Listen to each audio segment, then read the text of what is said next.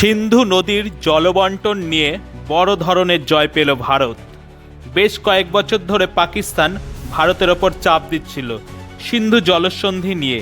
ভারত তাদেরকে সঠিক পরিমাণে জল দিচ্ছে না। ভারত সিন্ধু নদীর ওপর বাঁধ নির্মাণ করে আন্তর্জাতিক চুক্তির লঙ্ঘন করছে।